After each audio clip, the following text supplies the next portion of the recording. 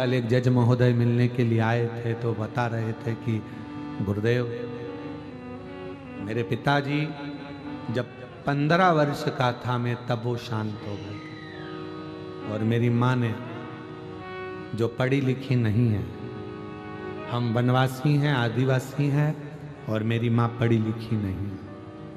माँ भी आई थी उनके साथ, मेरी माँ पढ़ी लिखी नहीं है। मैं 15 साल का था जब पिताजी चले गए, माँ पढ़ी लिखी नहीं है। छोटा सा मकान हमारा, हम धमतरी के पास के रहने वाले हैं, हमारे पास में कुछ भी नहीं था, ना हमारी जमीन थी, ना हमारे पास में गाय भैंस थी। मेरी माँ दूसरे के यहाँ जाकर धान काटती थी, धान की बुआई करती थी। मैं जब अपनी माँ को देखता था कि धान काट रही है मेरी माँ, बुआई कर रही है मेरी माँ, पानी में खड़ी हुई है मेरी माँ, पिताजी नहीं है, हमारा पेट भर रही है मेरी माँ। और मेरी माँ मुझे सरकारी स्कूल में दाखिला जो दिलाई थी, उसमें मैं जो पढ़ रहा था, लोग कहते हैं प्राइवेट स्कूल में पढ़ोगे तो अच्छी नौकरी मिलेगी। वो जज महोदय कह रहे थे मेरी माँ के पास पैसा नहीं था कि वो सरकारी स्कूल को छोड़कर प्राइवेट में पढ़ाए। मेरी माँ ने जिस सरकारी स्कूल में एडमिशन कराया था, उसी स्कूल की ड्रेस पहनता था, उसी स्कूल की किताब लेता था, उसी स्कूल में पढ़ता था, और पढ़ते पढ़ते मन में एक संकल्प बना लिया कि कुछ करना है। बीच में मैं डामाडोल हुआ, लगा मुझे कि अब मैं कुछ कर नहीं पाऊंगा, मेरी मम्मी को मैं अपना चेहरा नहीं दिखा पाऊंगा, क्योंकि अब मेरी संगत कुछ गड़बड़ हो रही है। तो आपकी कथा धमतरी में श्रवण करने को चला गया, दौड़कर कथा सुनी, बल मिला, और ऐसा बल मिला, फिर पढ़ाई में मन लगाना प्रारंभ किया, और आज बाबा की कृपा से मैं जज बनकर बैठ गया। ये शिव की कृपा, ये शंकर।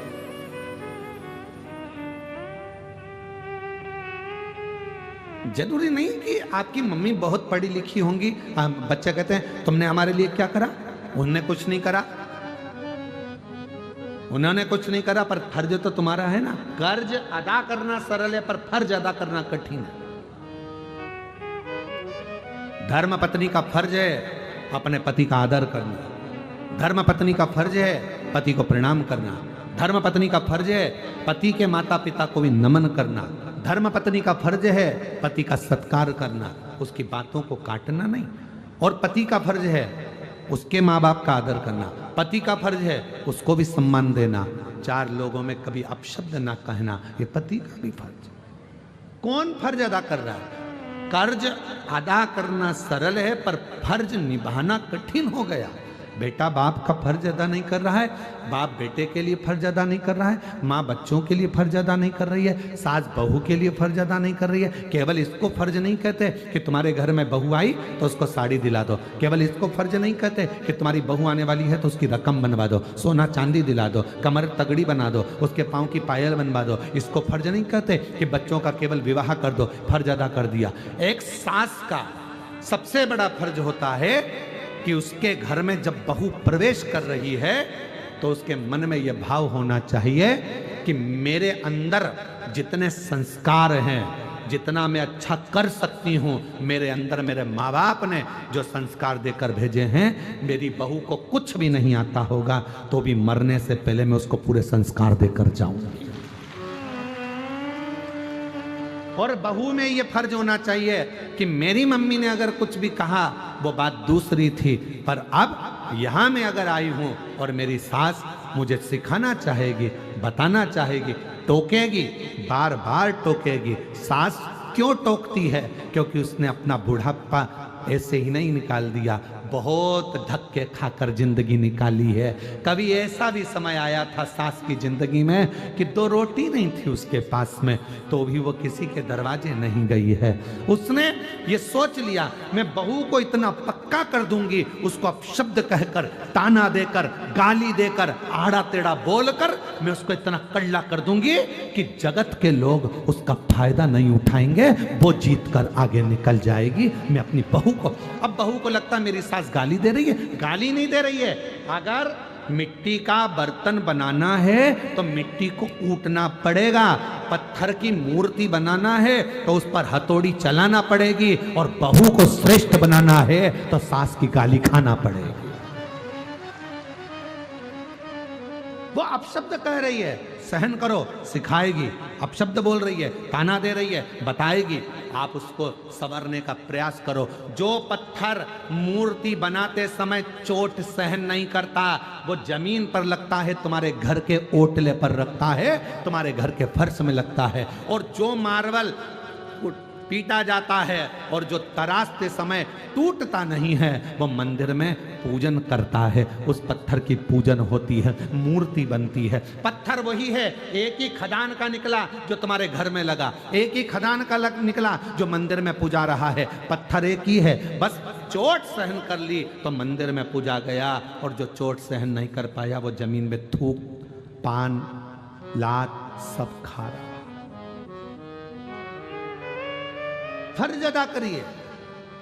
कर्ज चुकाना सरल है पर फर्ज निभाना कठिन है। आज भाई से भाई का फर्ज नहीं निभ रहा,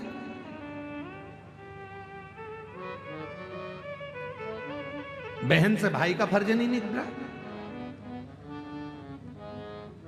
भाई को बहन का फर्ज निभाना नहीं आ रहा। कहां है फर्ज? कौन निभा रहा? कौन? जब कोई मरता है पूरा परिवार एक जगह पर इकट्ठा हो जाता है। यहां पर होते हैं कि नहीं होते हमें नहीं मालूम, होते हैं यहां पर? अरे बोलो तो जम के। जब कोई मरता है तो पूरा परिवार इकट्ठा हो जाता है, दुख मनाते हैं। बेचारा मर गया, बहुत अच्छा, चले गए, और अब उसको कंधे पर उठा कर ले जाते। क्या कहते? बड़ा भाई है, इसको आगे लगाओ, छोरा है पीछे लगाओ, ये रिश्तेदार है इसको आगे लगाओ, ये उठाएंगे, कंधे पर लेकर जाएंगे। दूसरे से कंधा भी नहीं लगवाते, परिवार वाले उठाते हैं। जितनी मेहनत उसके मरने के बाद तुमने उसको उठाने में लगाई, अगर उतनी मेहनत उसको जीते जी उठाने में लगा देते तो उसकी जिंदगी संभल जाती। दुख में था, बहुत तकलीफ में था, आप थोड़ा बल दे देते। क्यों चिंता करता है? मैं तेरा भाई हूं ना, 25-50 हजार की जरूरत पड़े मैं बैठा हूं, चिंता मत कर। भैया भाभी कुछ कहते, उसको क्यों बताना तुझे? मैं लगा रहा हूं तेरी दुकान में पैसा, जा जिस दिन तेरे पास आ जाए दे देना। 5 लाख रुपए कोई व्यापारी खाकर चले जाएगा, तुम उसका बाल बांका नहीं कर सकते। और 5,000 रुपए सग्गा भाई खाकर चले जाएगा तो ताना दे दे के कोस कोस के मार देते हो। वो व्यापारी खा गया, पैसा डूब गया, ब्याज बट्टे में चले गया तो कुछ नहीं हुआ, और तुम्हारा सग्गा 5, 10, 50, 25,000 रुपए खा गया तो क्या दुख हो गया। समझना कि पूर्व का कोई हिसाब रह गया था जो आज चुकाया है। तो फर्ज अदा करो, फर्ज। बेटे हो, माँ बाप के प्रति फर्ज अदा करो। जितने साल वो जिए उनकी अवस्था बढ़ती चली जाएगी, वो बिल्कुल बच्चे होते चले जाएंगे।